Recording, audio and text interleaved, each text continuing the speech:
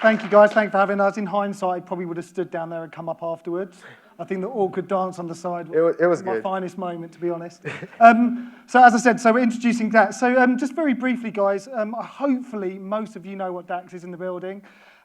We've been banging on about it for the last 8 years, so I'm hoping most people is. But just as a refresher, if you haven't ever heard about it or you don't know about DAX, so we've got two, I guess, platforms. We've got 8 years ago, we launched DAX as a digital audio exchange. More recently, we acquired 3 outdoor businesses, and it became the digital ad exchange because we included outdoor into the network as well. So specifically today, we're focused on audio. So in a nutshell, 8 years ago, the vision was to create a platform where advertisers can reach audiences at scale across the world's premium, best-loved audio brands. So whether that's our radio stations, whether that's Capital or Heart, whether that's our global streaming partners, SoundCloud, whether that's our 900-plus podcast platforms that we have within the network. And now we've integrated into more emerging platforms. So recently we acquired a business called Remix, which basically takes text and turns to audio. So we're focused on that audio gameplay there. And then finally, of course, we're here today to talk about gaming. So the key thing for us is to be able to give advertisers access to any platform within the audio sphere to reach audiences at scale in one central, easy buying platform. So why DAX Gaming? I think the key thing, from the presentations, Christian, brilliant presentation. I thought it took it through really, really nicely and hopefully dovetails well with our presentation as well. But the idea that, we know the gaming space has blown up. You know that. We're talking about 3 billion plus people playing mobile games across the world. But we've identified, again, as we spoke about, that casual gaming genre. Number one, because A, it's more mainstream. It's at 25 to 54, slightly more female skew that, to be honest, is a lot like our DAX and global heartland. So it's perfectly aligned to A, what we talk about from DAX from an audience perspective, but also it fits within our overall DAX charter and our plans and strategy. We then focus on that casual gaming segment. We've got over 150 plus games. We work exclusively with partners and publishers that create these games that allows us to have a deeper relationship to try and help build, support, and grow this gaming space. And then finally, most importantly, from an advertiser perspective, I know some of you guys are out there that spend lots of money with us, which is great. It's about engaging with advertisers and audiences in new environments. So we're constantly looking to diversify our portfolio to provide you all with access to audio at scale through new emerging platforms. And this is why we're so excited about the gaming space. So we briefly touched upon when people are listening through some of the research we've undertaken in May, which was brilliant to be able to launch this platform with actually some research and understanding, because it is new for us. We're not experts, we're not Christian here at the moment, I'm personally not at the moment, but we will be in the future. But what's really interesting is about the times in when people are playing games, these mobile games. We talk about the audio space and sort of the peaks of listening. So if you think about it, a lot of the inventory in DAX will be sort of streaming inventory and also radio streaming. You see those peaks in the mornings, those drive time. And throughout the day, there's a slow sort of decline in listening. But when you start thinking about sort of the gaming space spiking within that 5 to 9 period, all of a sudden you think about there's an opportunity to optimize your campaigns.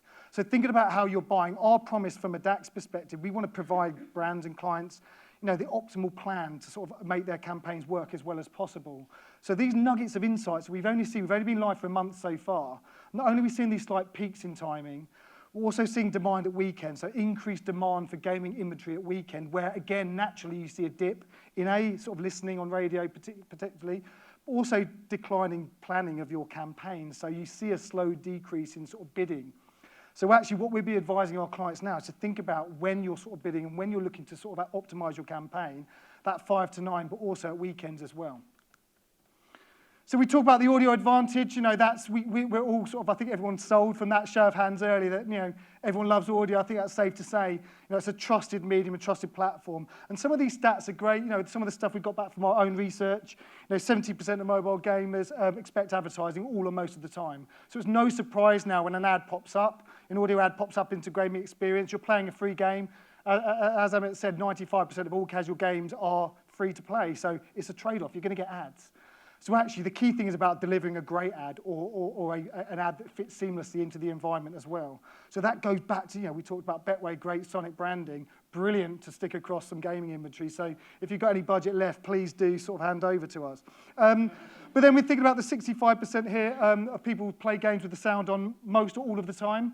Now that's good. It's not everybody, understandably. Most people do. And also, you know, it's not here to rubbish other platforms and displaying video. We all love that as well. I've made my career over the last sort of 15 years doing the so. But actually, people think that audio is better suited to that gaming experience because it is more of a seamless experience. It's less intrusive. And I think that this is like the key thing for us and advertising creatives out here today. Now, there's a big responsibility to be able to take that creative and sort of really make it sing in that gaming environment. So, I mean, I feel slightly inferior showing one example of what this ad will look like when Christian presented about 20 earlier, but this is what we've got so far. Here is an example of what it looks like in situ within your DAX gaming experience. Little Cookie here will make a devoted companion, a best friend for life. So give her the love she deserves, and Pets in a Pickle will cover the rest. Get your instant quote to see how much you could save. For pet insurance policies as unique as they are, visit petsinapickle.co.uk.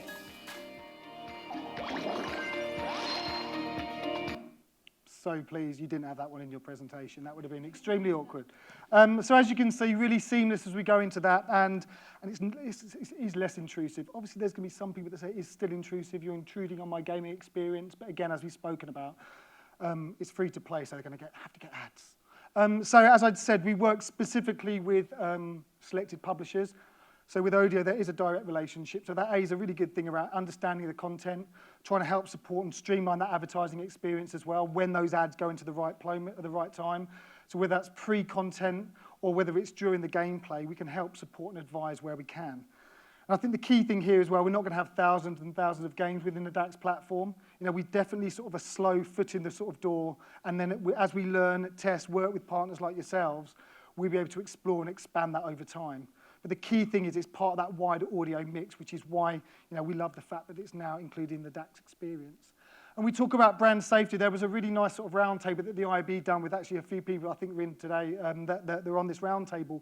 But some of the sort of impact or the feedback that came back from it, there were concerns around brand safety in the gaming environment. You know, rightly so, it's probably had some bad press in the past.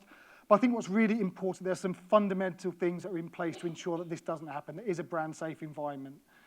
Number one, it's heavily regulated. Most apps that you do download are either from the App Store or the Google Play Store. These are heavily regulated. So be able to get anything through needs to be really sort of like closely focused.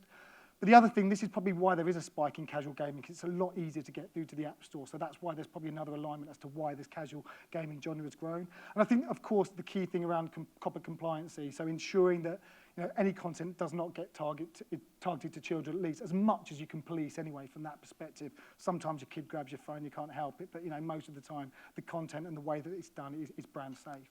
And then the second piece is obviously audibility and measurement. So only a couple of slides left here, but the key thing for us is, you know, gaming isn't a natural environment for audio. You know, it's not. You know, I think if you think about podcasts, you're going to get an ad. Obviously, radio, you know you get your ads. So I think the key thing for gaming is had to work a lot harder when we're thinking about introducing ads into the space.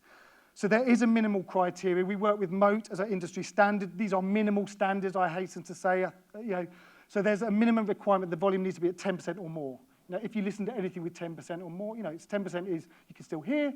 From the stats that we've seen, mainly it's over 30, 50%. Most people have the sound on, especially because they're listening to other content at the same time.